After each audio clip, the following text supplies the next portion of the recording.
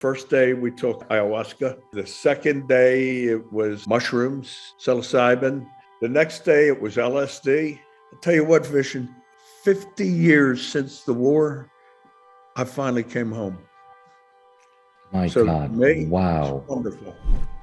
I'm so excited about our guest today. He is the legendary Bob Parsons, ranked number 340 on the Forbes 400 list. A billionaire, grew up in inner city Baltimore, enlisted in the Marine Corps, and was sent to Vietnam. In 1984, he started a software firm in his basement, sold that for $64 million to Intuit. 10 years later, create GoDaddy, sell that, and then start a string of businesses. One of his more popular brands right now is Parsons Extreme Golf. Bob, welcome to the Mindvalley podcast. Before I went over to Vietnam, I was a pretty happy guy. Liked being around people, always felt like I belonged. When I went to Vietnam, I was with a Marine Corps rifle company. When I first got to my squad, they were in Quang Nam province. They were on top of Hill 190, and there was rice paddies as far as you could see. And our job was to keep the North Vietnamese out of the little villages that were there. They'd come down, terrorize them, and take the rice and all sorts of things. We were on ambush every night. One of the guys in our squad lost his arm, lost his leg, side of his head. I saved the guy's life that night. The next night, our point man had his legs blown to shreds. The next night, we did our job. And that's the way it went. And I was there for a month. We were walking through a village at night. I hit a tripwire, and it had a explosion on the hand grenade on the end, and tore my legs up, arm up, and then I was medevaced out. In the Army, Navy, and Air Force, if you were wounded, you could opt out of combat. The Marine Corps 3 times. So I got orders back. Never wound up going back into combat again, but I was in Vietnam, a lot of rocket attacks, shit like that. Wow. And eventually I came home, but the Bob that came home was very different than the one that left.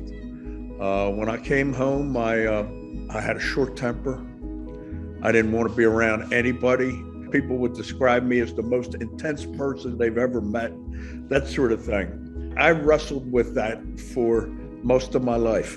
Then 3 years ago, I read Michael Pollan's book, How to Change Your Mind. I was fascinated by it. I told my wife, she hooked me up with a couple people that travel around and under the radar, treated veterans with plant medicine. First day we took ayahuasca. Second day it was mushrooms, psilocybin. The next day we took a break. Matter of fact, I went and played golf with my wife. I've never putted so good in all my life. It was like the green was saying, hit it here, Bobby. Right? And I mean, oh, wow. The next day it was LSD. Then we were done. People could not believe the change in me. I was like I was before the war. I'll tell you what, I'm on board with the program, brother. You have another convert. I really believe that people like you and me need to help bring mainstream is how powerful plant medicine can be. There's so much evidence right now that psychedelic treatment can relieve major mental health issues from PTSD to depression. But in so many parts of the world, it's banned. The thing that I've come to realize is our mind or brain, however you like to refer to it, the depths of its capabilities, we are only scratching the surface. Right. And that is one of the big things that psychedelics unlock. I believe we are all connected far more than we dare to even dream possible. Psychedelics makes that possible. And it's interesting.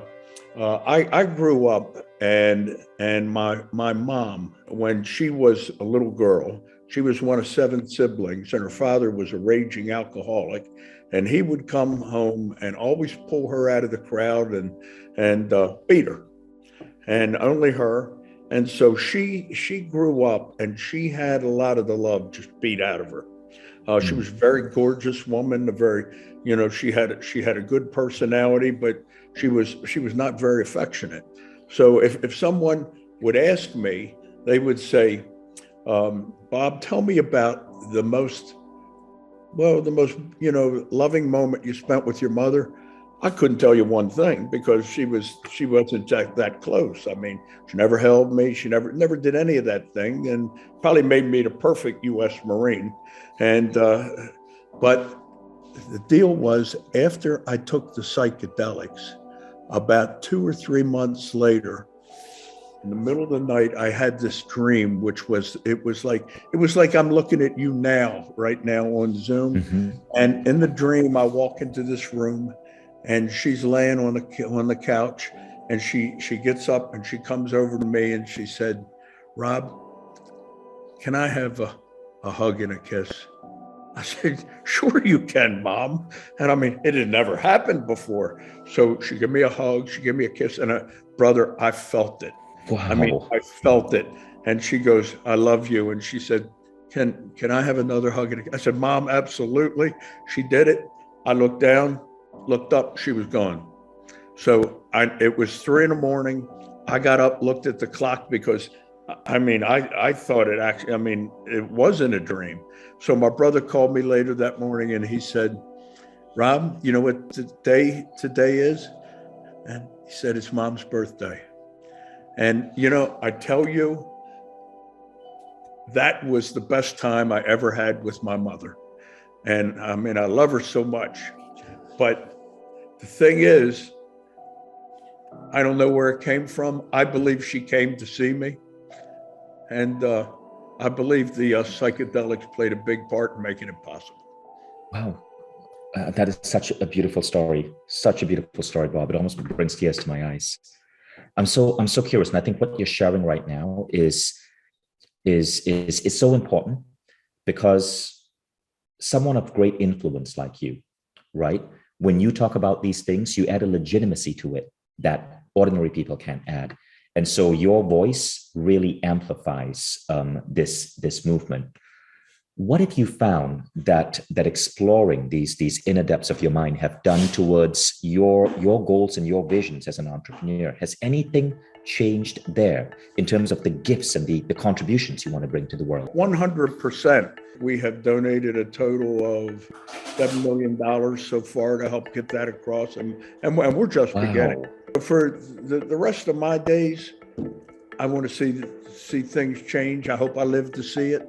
And brother, this is a game changer. This is a total game changer. I mean, to help people with PTSD. I mean, combat troops should be treated with this the moment they come back. Other times, people that have a lot of anxiety and trauma in their life, this can mitigate that. The deal is not to get rid of them. What the solution is to make them better, to make them more compassionate, to take the guys that are really suffering from a traumatic life and to bring them home, so to speak. That's the solution. Now, there's one more place. How about prisons? Prisons, when MDMA gets approved, I mean, for the first time in the history that I'm aware of, we would actually have people getting out of prison better than they went in. And what that means is, if we can take the violence and the anxiety and the trauma and the pain away from them, you don't need long prison terms. They just need to be made better. And that's what's on the horizon. And I think this will be one of the renaissances, right, for the whole world that rival any that's ever come before. I mean, it is. I'm so optimistic at what can happen. Bob, I'm so appreciative of you helping spread the word, that there's so much in terms of how governments can open up their minds, politicians can open up their minds in understanding these incredible alternative therapies and how we can be utilizing them to really help heal so many people who need healing. So thank you, Bob. Oh, it's my pleasure, and vision anytime, brother.